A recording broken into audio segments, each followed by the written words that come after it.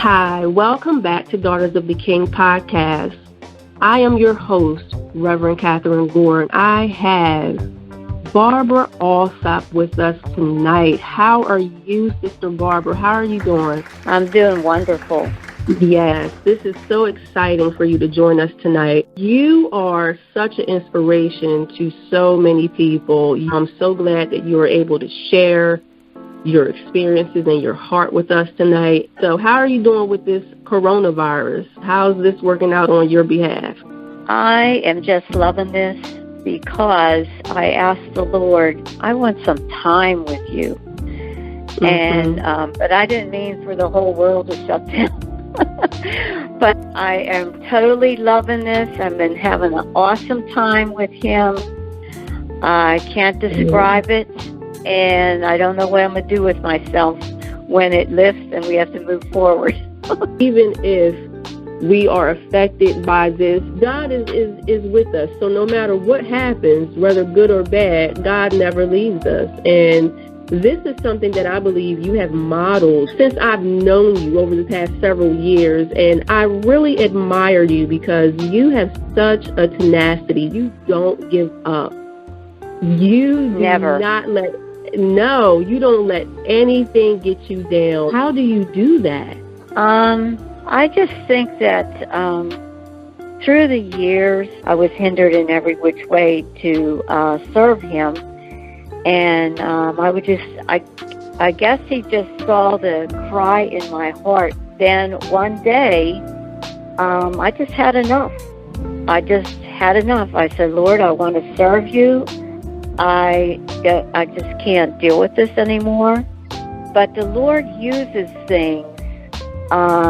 There's Graham Cook's, he said something about if something comes against you, turn it around for an opportunity. The Lord worked it out, and that's through a lot of miracles and a lot of stories. I got a lot of stories. Like I could be on this podcast all night telling you of the interventions of the Father. Got from teaching full-time to being able to stay home with my children. And I'm telling you, I believe that the beginnings of the tenacity started there. Stay tuned for more of our guest, Barbara Allsopp. We'll be right back with A House is Not a Home.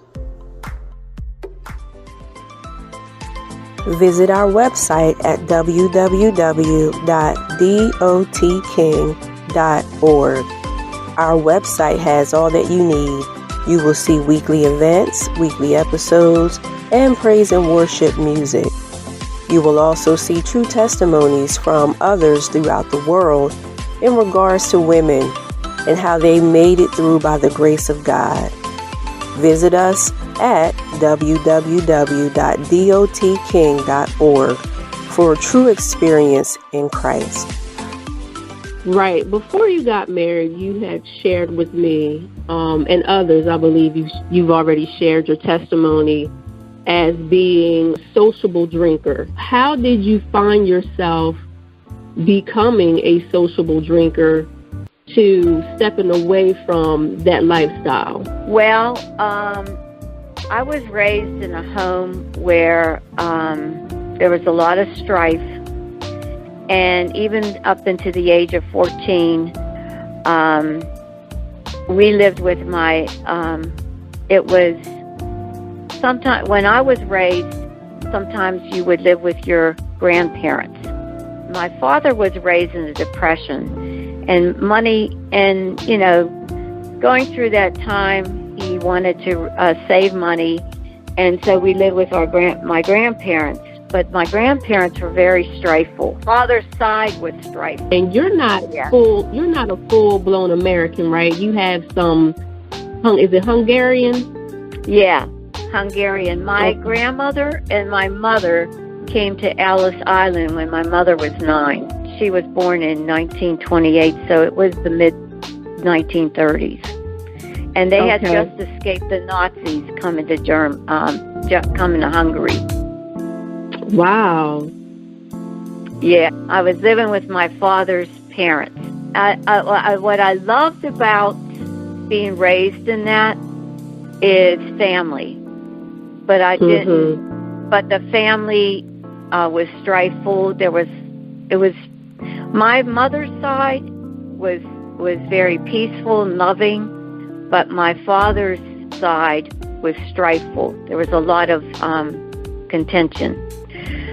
So what ended up happening is, here's my parents are newlyweds, and they are in that environment, and it really affected their marriage. So when my father, he built a beautiful house in Pittsburgh, on the outskirts of Pittsburgh, and he saved his money and everything.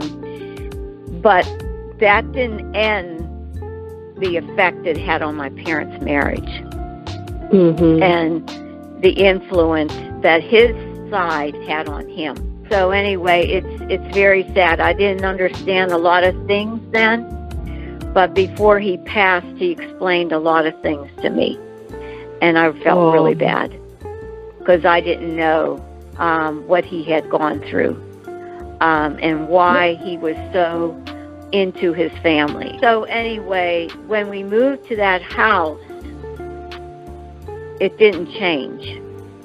And when my parents tried to have a relationship, the strife came with it because of he was so close to his family, but he told me down the road a lot of things. He was soul tied to his family. And so I remember my mother saying, come on, let's talk about it, and he would run out of the house. And because of all that, that it caused sides. My mother pulled me to her side, and my father pulled my sister. So it's like we had to beware of each other, and it was not good at all. I was put down a lot by him, my father, and his family. In fact, I was told by my mother's side that when I was born, I was not accepted. And I was back in Pittsburgh, when my parents went into assisted living several years ago, and before they moved to Florida into assisted living. And the Lord had me go back. He said, I want you to go back, because they were in Pittsburgh, and I was going up there every other week to check on them and see if they were all right and everything like that. And when I was in Pittsburgh, the Lord said, I want you to go to every place that concerns your life while you lived in this city, and pray. Whatever he had me pray, I prayed. So I went to where I was born, and I heard of bickering and everything when I was born. I saw people scurrying around me, and I felt, and I said, oh, because there was such strife and everything that one of the family members on my father's side, did not like the fact that I was now the newest grandchild in the family when her daughter wasn't. And I was, and this is what was told to me, and they said they didn't like that I was prettier than her daughter. So, and my father did not see any of this. I know deep down inside that I didn't know at that time, but my grandmother my mother's side, she would reassure me, your mother loves you. Your father loves you, honey. But at that time, I didn't know that. And then it was only God that revealed to me through him a couple years before he passed what was really going on. And then I felt really bad. But at the time, as a young child and growing up and watching all of this, that's why I never connected to the church that we went. I said, well, what's going on here, God means nothing. I just went because to obey. But, what I saw and the division and the strife and I didn't, even though they went to church, I didn't I didn't really see an interest on my father's side. Now, my mother's side was different. My grandmother on my mother's side, oh my goodness, she loved the Lord. She loved the Lord. She would say things, and I know that denomination wasn't teaching her that. I just know it. Stay tuned for more with Barbara Allsopp. Next segment, Finding God Through Pain. Visit our website at www.dotking.org. Our website has all that you need. You will see weekly events, weekly episodes, and praise and worship music. You will also see true testimonies from others throughout the world in regards to women and how they made it through by the grace of God. Visit us at www.dotking.org for a true experience in Christ. So I grew up, God's somewhere up there, and I'm always being put down, and I'm always saying that you're going to be fat like your mother, you're no good, all of this was going on. Mm-hmm. And I was never accepted by my father's side of the family, even though I lived with them. A spirit of rebellion just started rising up in me, and I didn't know it, and I couldn't even verbalize it at the time, and I really didn't put two and two together, but I didn't feel loved by my father, and his family. And I said, look at this. They accept my sister, but they don't accept me. And her and I, in the last few years, we've talked about that. And so anyway, when we moved to this beautiful house, I said, now look at this. A house does not change what's going on in a family. And I remember we had a house that was behind this football field. And I was on the other side of the football field, and I'll never forget this. I was sitting in the car, and I looked at the house, and I said, that is not a house. That's a hotel. And that's exactly what it was. We lived in that house as if we were just living there. This rebellion just kept rising up, and people thought, oh, well, you live in a beautiful house. You have it made. Your family's this and that. No. And like I said, if it wasn't for my grandmother on my mother's side to go to, like I was her favorite, and so her and I would talk. And so that's when I started drinking. I said, well, they don't care about me. My mother did. But she was starting to face some things through the things that she was going through. She just turned from being a happy-go-lucky person to being depressed. And I started watching all this. I said, what is life all about? I don't feel loved by my own father. And, what is this all about? And so I started drinking. I just started drinking because the pain was just really deep. And so I drank, and I drank, and I drank all through high school. So then, even through when I graduated from high school and I went to college, I drank there too. And then I met my ex-husband, and I was ready to go into drugs because I didn't care. Right. I really didn't care about myself. I was going to go because the drugs were coming on the scene then. That was like in the early 70s. I was like 19 when I met him, and he said to me, No, you can't do. He stopped me from doing the drugs. So I just kept drinking. And then I dated him through college. And I graduated early because I took some classes, and I graduated instead of 4 years. I graduated 3.5. I had a girlfriend in high school. She was like a sister to me. And she goes, I just got born again at Billy Graham, and I started going to this prayer meeting, and yada, yada, yada. And I'm like, well, that's nice. And good for you. She kept coming back to me. You got to come to this prayer meeting. I said, I'm not going nowhere. Now, mind you, I was very rebellious. So I said, no, I'm not going there. I had enough of that stuff. Why do you think I left the church I was raised in? I said, I don't have time for that. And guess what she said to me? This is like my best friend ever. She was like a sister to me in high school. And she says, okay, this is it. If you don't go to that prayer meeting, I will never talk to you again. I'll tell you, that just shook me. I said to myself, how could she be like that? I said, okay, I'll go one time. That's it. And don't bug me again. I went to the prayer meeting in this little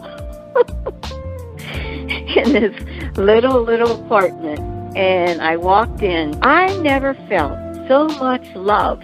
See, this is what I wanted, was love, which I wasn't feeling from all this in the family. I said, I have never felt so much love in my life here. What is going on here? I'm looking at these people, trying to look at them and say, you look like people, but there's something in the atmosphere here. So they said, have a seat, welcome, and we sat down, and there were different people giving testimonies about different things. And I say, that's nice. And there was a nun there, and she goes, let me read a love letter from the Lord to you. And something rose up in me. I said, the whole thing was God.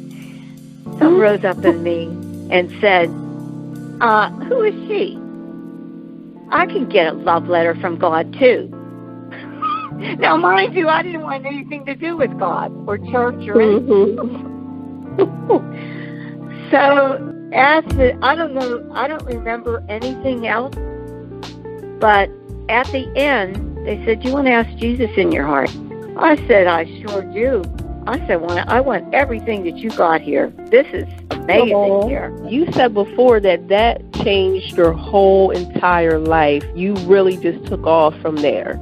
I took off. And then he asked me, do you want to speak in tongues?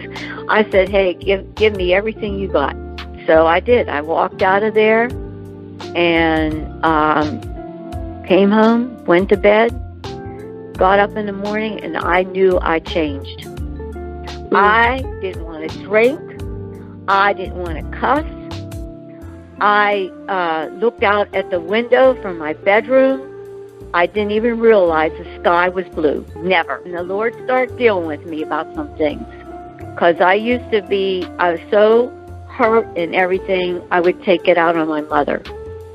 And I wrote her, to this day, I don't know where that letter is, but I was so ashamed. The Lord brought conviction on me and had me go repent to people. And one of them was her. And I was so ashamed that I wrote her a letter. And she's been my cheerleader ever since. And I know she's in heaven now, saying, keep going, Barb, keep going. She called me Barb. Stay tuned for more Barbara Allsopp, Being Unequally Yoked. Visit our website at www.dotking.org. Our website has all that you need. You will see weekly events, weekly episodes, and praise and worship music. You will also see true testimonies from others throughout the world in regards to women and how they made it through by the grace of God. Visit us at www.dotking.org for a true experience in Christ. You can take a bad situation, I disobeyed his word and married unequally yoked. but he says, I'm going to use this, and it's still going to work out the way I planned. Yes. I don't know. And he used that to really draw me to him, the rough times. And I wanted to have children. Then after a year and a half, he says, we're being transferred to Delaware. Now, Delaware was really my second home, because every summer my father would bring us down to the beach in Rehoboth. And I said, what? Look at this. I'm coming to Delaware. I said, this was my second home, and now I'm going to live here, which I was elated about. I came to Delaware, and I was so hungry. I was just like so hungry for God. In the marriage, I was so hungry, and he was not. And it got to the point that whatever church he picked, he ended up not going to. He wanted me to teach, and I said, well, I can't teach and have children. They're small. I want to be home, so I had run a daycare to supplement the income.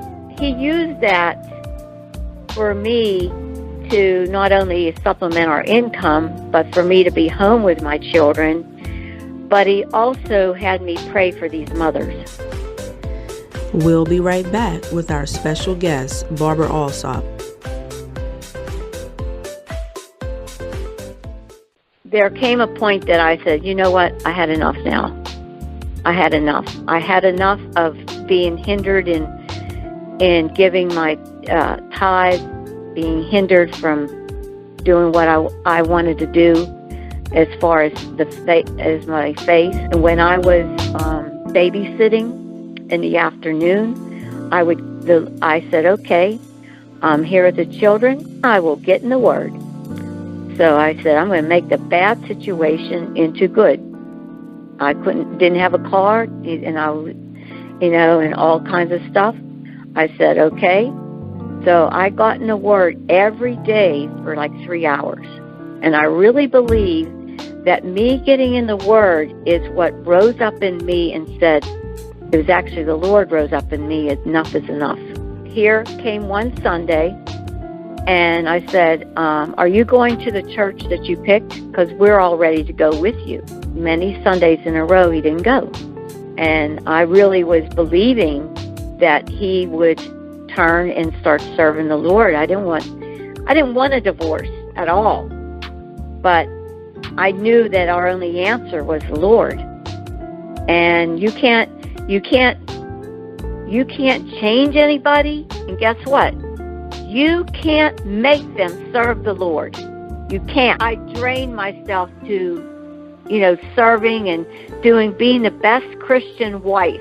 It doesn't matter. If they have a choice, they do have a choice, because God has given us all a choice. Doesn't matter what you do, it's not going to matter if they have made up their mind. So I just told him, I said, look, I don't really care anymore. I didn't care about him not going to church. You don't want to go? Just go to there. I'm going to go to church where I want to go. So I went to that church, was praising the Lord, speaking in tongues, everything. Came back, and I came into the kitchen. And I had just remodeled this. We moved from the first house that we had in Delaware to this other house because it was more conducive to having a daycare. And we fixed it all up. And I sat there, and I was in my kitchen, and he was in the family room watching TV. And my 35-year-old was only 2 then. And she always wondered what I was up to. So I'm in the kitchen, and she's standing there, and she wants to know where I'm at. And I went in the kitchen. I was just going to sit down and get something. And all of a sudden, this happened to me twice. The Lord came over my head and shoulders, and I just cried uncontrollably. And it was almost till he was almost audible. And he said to me, you have a ministry. And I said, I do. Inside I'm thinking, I can't even help myself. And he said, you have a ministry. And I said, what about him? Meaning my ex-husband. He said, if he doesn't line up with me in 2 years, I'm going to give him 2 years. If he does not line up with me, I'll move him out of the way. He gave him 2 years. And exactly May of 1 year, 2 years later, May of the next year, 2 years later, the same month, he got transferred out. He said, I called you to stay in Delaware, and he can go. He gave him a choice, and he chose to leave. Well, I got to share a little link there between doing the daycare and being a teacher, being back to being a teacher. I was down to pennies. I substituted. My children were now of school age. The 2-year-old was now 4 or 5 years old, and the others were in school. So I substituted and got some money. Well, it lasted just for a little while, and I had some money aside. And the Lord said to me, I said, okay, Lord, this marriage is coming to an end. I was already warned I'm going to be served divorce papers. I said, and I put my name for teaching jobs, and he said, but you need to do another thing. He says, didn't I tell you in my word that you make a vow, you need to pay it? And I looked at how much I owed on this vow, because I made a vow to a ministry, and he said, you need to pay it off. And I looked at how much I owed and how much I had, and it was the exact amount. And I said, Lord, now I have nothing, but I'm really going to trust you. Mm-hmm. And I literally was living on pennies. I went to the reduced section of the grocery store with pennies, and that's how we survived. Stay tuned for more Barbara Allsopp, God Works Miracles. Visit our website at www.dotking.org. Our website has all that you need. You will see weekly events, weekly episodes, and praise and worship music. You will also see true testimonies from others throughout the world in regards to women and how they made it through by the grace of God. Visit us at www.dotking.org for a true experience in Christ. So I'll never forget it. I was served divorce papers, and 2 policemen came to the door. You would have thought somebody was declaring somebody was dead. Yeah, my marriage was dead. And it was pretty rough, because it's not something I wanted. I didn't want a divorce. I was standing in faith all the time. But like I said, you can't change people. No matter what you do, you can't make them serve the Lord. That's it. And I couldn't keep on living the life I was living. I just couldn't deal with that anymore. I wanted God. I served divorce papers, and I said, okay, Lord, I'm trusting you. You know I have nothing. And these kids have to eat, and we have to find a way to live. And I'm just going to trust you. Well, the next day, my parents come to the house, and they brought food. They didn't even know what situation I was in. So they said, well, your sister's moving out, and I didn't want to see them throw the food away. So I said, Barb can use it. So they brought it up, and that's what kept us for a few days. So then here comes that was the first miracle that week. And when you stand in faith, do not waver, because he knows where you're at. Mm-hmm. He knows exactly where you're at. I sometimes wonder, I think sometimes I was more bolder then than I was now, but I don't think so, but sometimes I wonder. So at the end of the week, I get a call. Can you come in for an interview for a teaching job? No way. I was served divorce papers on a Monday, and on a Friday, I was told to come in for an interview. Wow. And school was going to start on a Tuesday. And she said to me, we just got approval for these 2 positions, and we want to interview you. God created a teaching job for me. He created a teaching job. You stand in faith, He will be there. And at the same time, my father said, here, you can have a car. My car had a big station wagon that was leaking oil and everything. He said, here. In fact, he gave me 3 cars before I ended up buying a car. I started teaching, and my children went to Red Clay School District. And I said, Lord, I want to be in the same school district because we have the same schedule. Next year, He put me there. You know, when you're going through your pain and, you know, you don't know what, this is like a whole new adventure. But He puts people in your path, and I'm ministering to them. And I started to see, wow, this is not just teaching. This is a ministry. And and even when I was doing daycare, was a ministry because I ministered to those mothers. So then I went into teaching, and I got switched, and I said, okay, Lord, I see what's going on here. I'm not going to dictate which classroom, what school district, what school. I mean, I wanted the Red Clay, but I was moved around to different schools in the Red Clay School District. And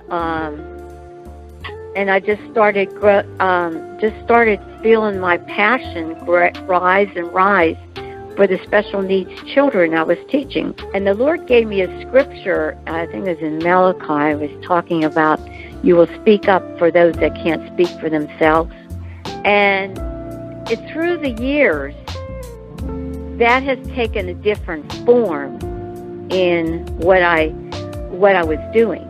And I went from school to school in Red Clay, and I just said, they said, well, we don't know if you're going to have a job next year.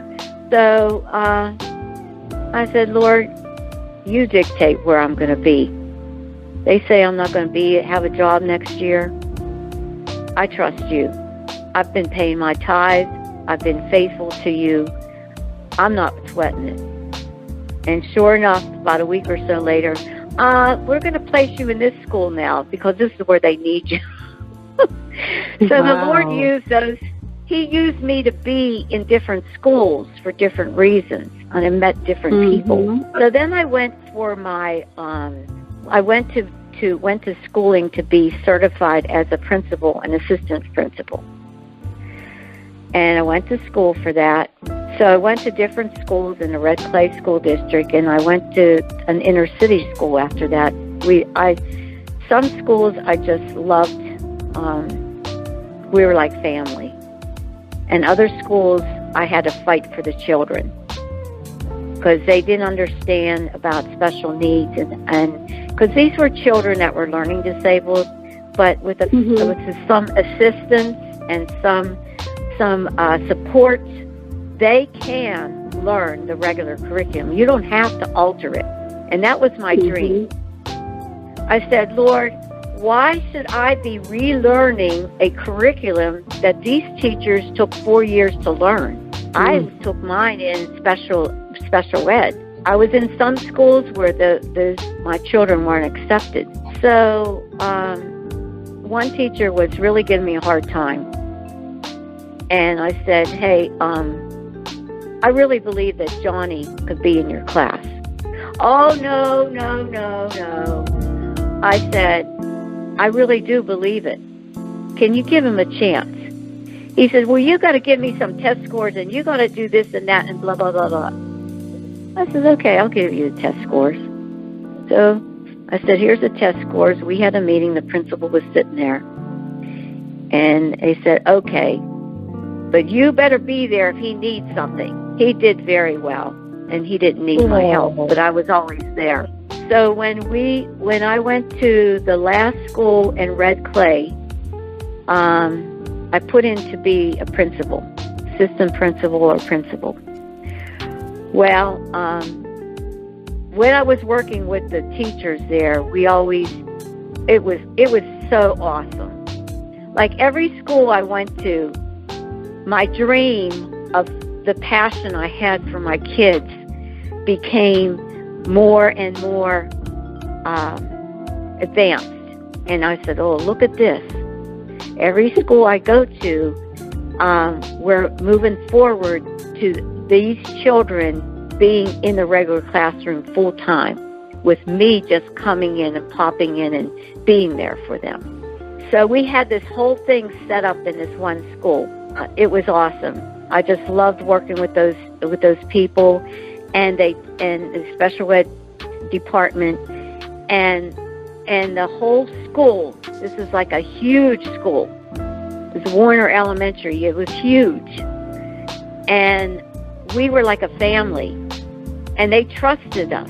They trusted me. I would tell them, look, can we try this student in your class? They said, sure. We know that you'll support us if he needs some help. And so one by one, we would get them into these regular classes. I had a real passion for them to reach their educational potential. Stay tuned for more with Barbara Allsopp. Moving on to bigger things. Middletown was your last teaching position, right? So then you moved on to be a realtor, and I believe this is the title that you had when I first met you. Well, when my daughter, I was teaching 2 years, and then my daughter graduated from a high school up there, and then the Lord told me to move, and He told me to move to Smyrna. And I said, Lord, I don't know anybody in Smyrna. He doesn't answer those things. Right. He says, I want you to move to Smyrna. So I moved down here to Smyrna, and I said, okay, Lord, I have been waiting for this time to just go totally whatever you want, Lord. I've been waiting this time. There's my responsibilities. Like my children were in college, and one was employed, and I said, this is the time. So I didn't have many prophecies given to me, and they were back then on cassette tapes. And sometimes they were just verbally, but I just held them in my heart. Mm-hmm. And I remember one of them said, one of the prophecies said, properties will be handed over to you. Okay, what does that mean, Lord? Because I was really saying, okay, here it is. This is it. In my responsibilities and my time is totally for you, Lord. Totally. I've been waiting for this time. And I said, what do I do? And I felt to go to real estate school, because I said, if properties are going to be handed over to me, then I need to know about property. So I went to real estate school 16 years ago, 2004. I went there, and I have to admit, to go from teaching to business, it was really an adjustment. But see, He had already put that in me and been preparing me from the beginning with the daycare, and then I was going to a church where the pastor was a businessman, and he started talking. He says, you know what? God wants to give you unlimited income. And you can't have that with a capped salary. He wants you to have different streams of income for the gospel. And I go, what? I never even heard of this before, because my mind was set in, what I was making as a teacher. And I never even thought of other streams of income. That's where my mindset was. So God was using him to speak to me, because it was like a total shift to go from education to business. The whole different ball game. The money is for the gospel. Yes. It's a ministry. And that's what I saw when I went to the kingdom business. There's so many God-given ideas that are yet to be revealed and to come out so he can funnel his money into who he has called to finance the gospel. You're still a realtor, but God blessed you with something that you could not ever imagine. We're talking about the Aglow Ministry. Wow. Well, before that, I also ran for senator. Remember that? That was an experience. But after that, before I came to Aglow, I came to this lovely church that prepared me to take on Aglow. Oh, man. Barbara needed some work done on her. And all honor to you, Lord, but I honor my pastor, Pastor Barbara Lynch. Yes. Yes. She hears God, and that's it. If you truly want his destiny, and you're tired of the nonsense, you're tired of this, tired of that, and you really want to know what you were created for, you will find it there. And God promoted me when he told me about Lighthouse Incorporated Church in Wyoming, Delaware. I walked in there, I go, what? My life turned around just the first time I went there. So I knew that I was called to do something, but I never thought it was Aglow International. Never. So in October 2016, I was asked by the Lord. There was no Aglow in the whole state of Delaware. And he told me to have it at Dover, call it in Dover Aglow International. I trusted Pastor Barbara, and I knew that she heard God. Yes. And she just doesn't say stuff. And when she came up to me and she said, would you take Aglow? Would you start an Aglow here? And I know her, and I trust her wholly and completely. And I knew that was God. I knew it was God, and I said yes. I don't know where I would be. Because when you have a gnawing inside of you, and no one, all these years, no one told me what was in me. No one told me what I was going to do. Nobody. I went everywhere. Hungry, starving for God. Literally. I said, I know that I have something to do. I got it. And Pete, when I would leave churches, they would say to me, you're being rebellious. I said, no, I'm hungry. You can stay here if you want, but I know that I'm supposed to do something, and I'm not going to be sitting anymore. Yeah. Somebody's going to train me, and somebody's going to tell me my true calling. I didn't go through all this hell to be sitting in its pew every Sunday. I have something to do for God. And I'm going to find out who's going to tell me and how I'm going to attain it.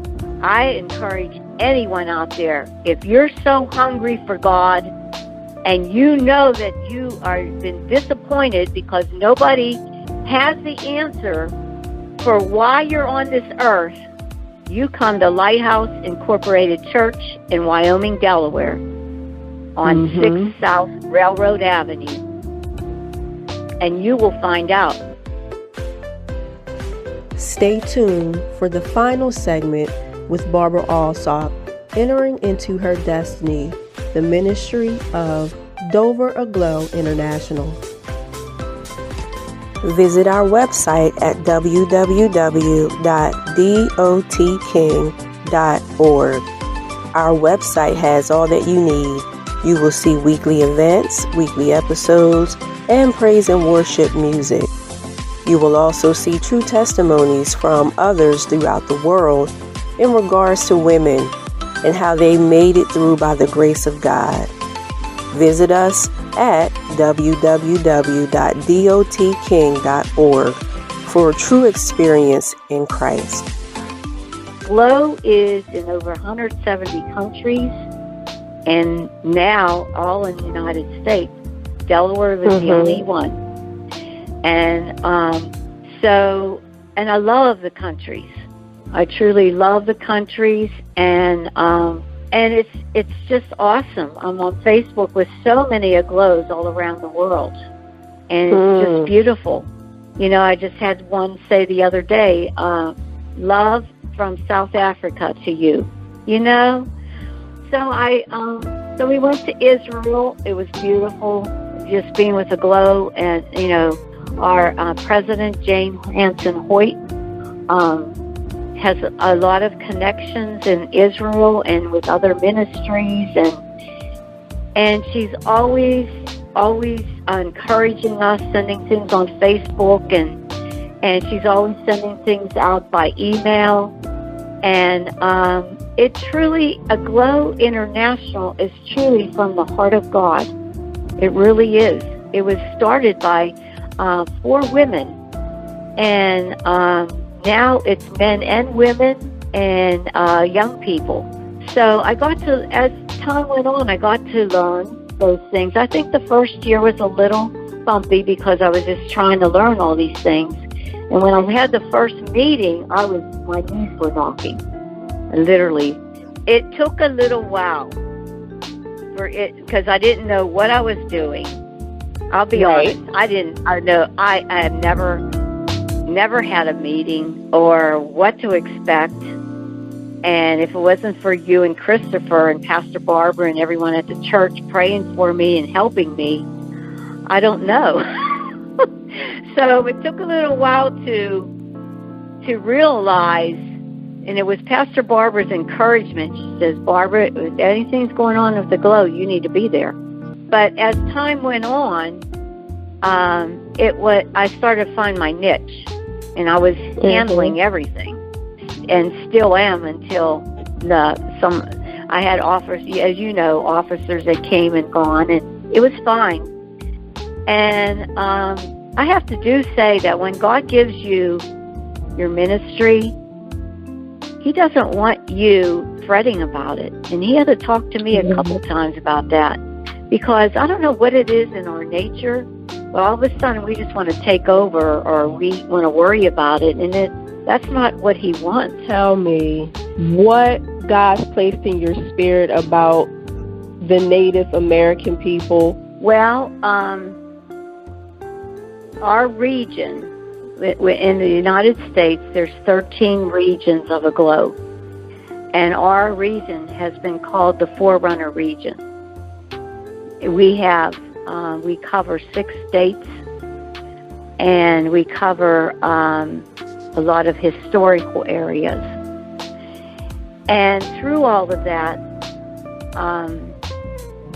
it was our regional director that God put on her heart that was time to turn our face toward the Native Americans and give them honor, because they have the authority over the land. I had to watch that Awakened film about 5 times. Every time I watched it, I cried. We have to look at how God sees things.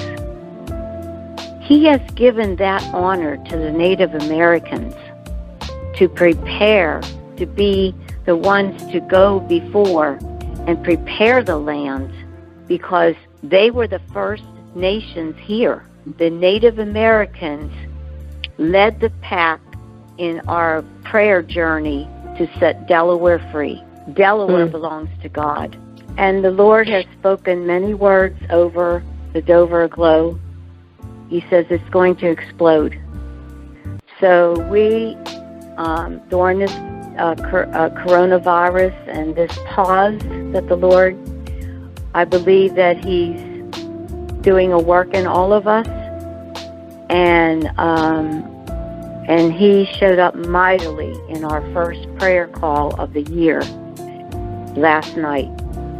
His heart is, it's just amazing. And but also too, He has a plan, and what's awesome is everybody is submitted to what he wants. Mm-hmm. And our president, she says, I want total transparency. If you have aught against anybody, you need understanding, or is there misunderstanding, let's get it out in the open. We have to be in strict, total unity. Mm-hmm. And that's why God moved in that prayer call last night. It was powerful. So, Sister Barbara, how can someone get a hold of you through the Glow Ministry, or, how can someone know more about the Glow Ministry? Well, we're in the process. We were starting to do that, was to invite people for an informational session, and or have like a. We haven't really ironed that out yet, as far as having a group come and learn with like a what do they call that, PowerPoint and such yet. Mm-hmm, but if you do want to know, and I would love to meet with anyone and talk with them about a glow and give them information. Right now we don't have our meetings because we're under the direction of our governor as far as having meetings more than 10. Mm-hmm. So, and what's happening. But we are going to gear up.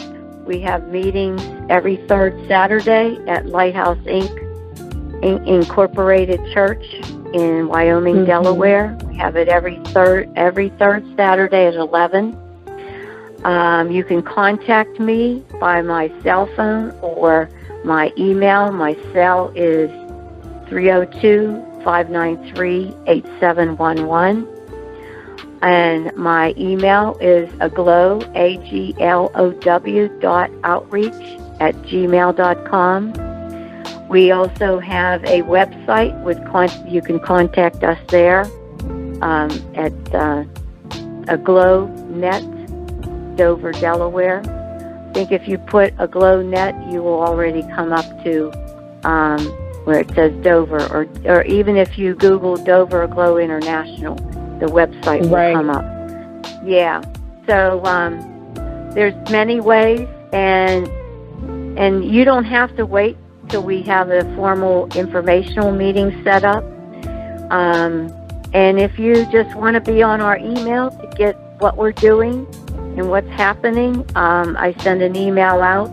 I'm getting ready to send one out to just alert everyone that we're not going to have an April meeting. Hoping to have a May meeting, depending on how things transpire in the month of April. So if you want to be on the email, just get in contact with me. And or you can get in contact with Kathryn through Daughters of the King, and she'll send that information over, or our website. And Lighthouse Church will also, if you want to get in touch with them and you're interested in Glow, they will send your information over to me. So we would love to have you come. God is so in our meetings. Our last meeting in February, we had Kathryn and the Daughters of the King, and God, it was phenomenal how he showed up. He just showed up. He shows up every meeting. So with this pause, he has something that's planned, and that's what we do. We do what he wants. It's his aglow, and he can do whatever he wants, and he knows that. And the main thing I want you to know is what I learned the first time I met Jesus. I want you to feel his love. When you feel his love, like I felt his love over 40 years ago, nothing compares to it. Nothing. And he will never leave you nor forsake you. And whatever you go through, he's always there.